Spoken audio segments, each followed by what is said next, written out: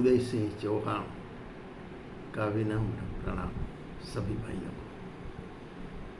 आज हम अगली कड़ी प्रारंभ कर रहे हैं 15वीं विश्व मैत्री अभियान की कड़ियों में।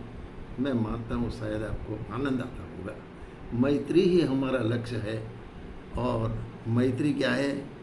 मैत्री अर्थात प्रगाढ़ दोस्ती, प्रगाढ़ दोस्ती, आत्मीयता का अटूट बंधन, प्रेम और निश्चलता का निरंतर बहता शांति प्रदान करने वाला झरना इतना विशाल है कि उसी में जो भी स्नान करता है महान हो जाता है। एक अनपढ़, बराबर ध्यान रखना, एक अनपढ़ लड़की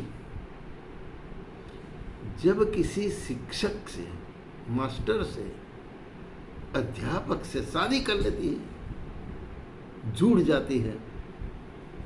जानते हो अनपढ़ लड़की क्या हो जाती है? वो शिक्षिका हो जाती है, अध्यापिका हो जाती है। ये जुड़ने का प्रभाव है। एक ऐसी ही आदिवासी लड़की मान लो या पिछड़ी हुई लड़की, इनकी शादी अगर कोई डॉक्टर से हो जाए तो भाई साहब कमाल हो जाए। वो डॉक्टर नहीं हो जाएगी, डॉक्टर नहीं।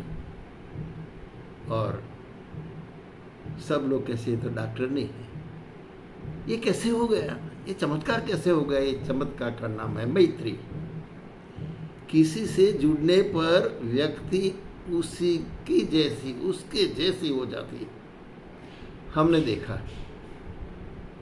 कि गटर का पानी, गटर का गंदा नाला बहता बहता जब गंगा जी में वो मिल जाता है तो सारा का सारा गटर का गंदा पानी क्या हो जाता है? गंगा जल बन जाता है, गंगा जल बन जाता है।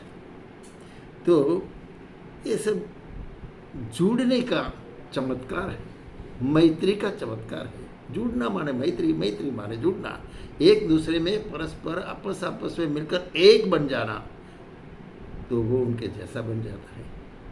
हमने देखा है चींटी, बहुत छोटी चींटी, वो चींटी की मैत्री हो जाती है फूल से, पुष्प से। पुष्प में बैठी बैठी वो सुगंधी लेती रहती है और कोई माली आया, उस फूल को उसने तोड़ा और ले जाकर के भगवान के सिर पे लगा दिया। जानते हो चींटी में ये ताकत नहीं थी, लेकिन उनकी दोस्ती, इसकी मैत्री हो गई फूल से, और फूल चढ़ गया भगवान के सिर पे, चींटी भी चढ़ गई भगवान के सिर पे। ये चमत्कार है भाई साहब मैत्री का। मैत्री में आत्मीयता, सहकारिता, एक साथ एक दूसरे के दुख में सहभागी होने की भावना, ये सब मैत्री से पनपता है। करुणा, दया, सहानुभूति, आत्मानुभूति, ये सारे के सारे गुण कहाँ से आते हैं? मैत्री से आते हैं। अगर मैत्री नहीं होती तो आपस में झगड़ा, छल, प्रपंच, कपट, मनमुटाव, अशांति, न जाने कैसे कैसे दोस्त दुर्गुण इतने पनप जाते हैं कि मनुष्य को जीना हराम हो जाता है, मनुष्य की शांति समाप्त हो जाती है।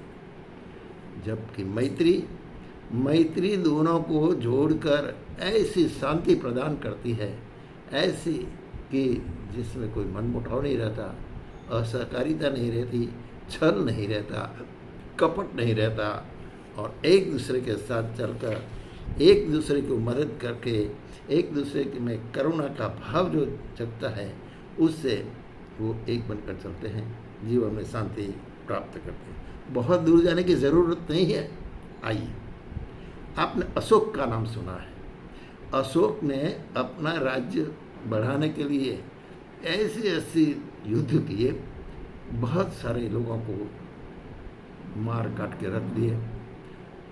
एक बार युद्ध हुआ कलिंग का, और कलिंग के युद्ध में इतनी मारकाट हुई, रक्त की नदियां बह गई, हजारों लोग मर गए। अशोक ने देखा, अरे ये रक्तपात, इतनी करुणता, ये सब उससे देखा नहीं गया। इसका मन अशांत हो गया। कि उस अशांत मन को मिल गया साता देने वाला एक बौद्ध भिक्षु। बौद्ध भिक्षु ने कहा, महाराज अशांत मत होइए, इस अशांति में से शांति प्राप्त करने का एक रास्ता है, आप हमारे साथ जुड़ जाइए। हम जो कहते हैं उसको जीवन में धारण करें, अपार शांति मिलेगी, आपके मन में कोई उद्वेग नहीं रहेगा। और अशांत अशोक ने इस बात को स्वीकार कर लिया। बौद्ध धर्म में वो अपने को जोड़ दिया और जुड़ने का परिणाम ये हुआ, अशोक बौद्ध भिक्षु हो गया, बहुत महान हो गया।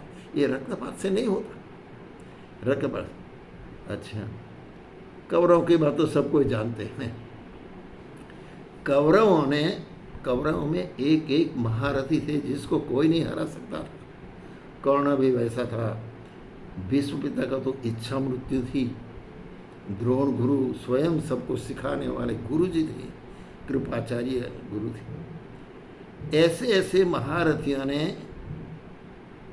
अपने शस्त्र पांडवों के सामने डाल दिए। क्यों? क्योंकि उन लोगों ने, दुर्योधन ने भगवान कृष्ण का शांति का जो प्रस्ताव था, मैत्री का जो प्रस्ताव था, उसको ठुकरा दिया। परिणाम तो आप जानते हो कि सब परिवार नष्ट हो गए। महारथियों का कुछ नहीं चला। अगर ये शांति से जीना चाहते थे और कृष्ण का प्रस्ताव जो स्वीकार कर लेते तो कितना फायदा हो जाता भाई साहब। लेकिन वो लोग ये नहीं कर सके, ये मैत्री को निभा नहीं सके। परिणाम स्वरूप सब नुकसान उनको भुगतना पड़ा। मैत्री की बात में हम जानते हैं कि एक राजाधिराज भगवान कृष्ण द्वारिका के थे राजा। उनकी दोस्ती, उनकी बचपन की मैत्री थी सुदामा से। सुदामा बहुत गरीब था। ये दोनों में जमीन आसमान का अंतर था, लेकिन मैत्री ने उस अंतर को काट दिया और सुदामा को अपने जैसा बना दिया। ये है मैत्री का चमत्कार, ये है मैत्री की भावना। आज हम कोई भी कारण के बिना एक दूसरे से लड़ते रहते हैं, एक दूसरे से असहकार करते हैं, एक दूसरे से कपट, द्वेष और ईर्ष्या से हम जीते हैं। परिणाम क्या होता है जानते हो ना? हम अशांत रहते हैं, हमको शांति नहीं मिलती, हम आनंद में नहीं रह सकते। क्योंकि मैत्री और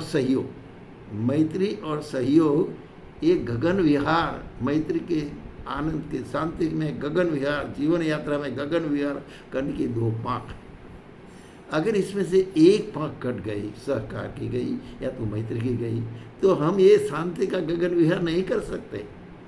इसीलिए दोनों होना जरूरी है। मैत्री भी होनी चाहिए, सहयोग भी होना चाहिए। अच्छा, ये तो आप मानते हो कि हम जानवर नहीं हैं। हम जानवर नहीं है। जानवर तो आपस लड़ते हैं, चाहे कुत्ता अमेरिका का हो चाहे भारत का हो, लेकिन वो भौंकेगा, इसका ही धर्म है। हम मनुष्य हैं, हमारे सब में एक ही आत्मा, एक ही परमात्मा का अंश विचरण कर रहा है। हम कोई अलग अलग नहीं है, चाहे अमेरिका के हो, चाहे जापान के हो, चाहे इंग्लैंड के हो, चाहे चीन के हो, कहीं की भी आदमी हो, लेकिन सभी आदमियों में, प्राणी मात्र में एक ही आत्मा, एक ही भगवान का अंश विचरण कर रहा है। इसको हम क्यों भूल गए? हमारी संस्कृति क्या कह रही है?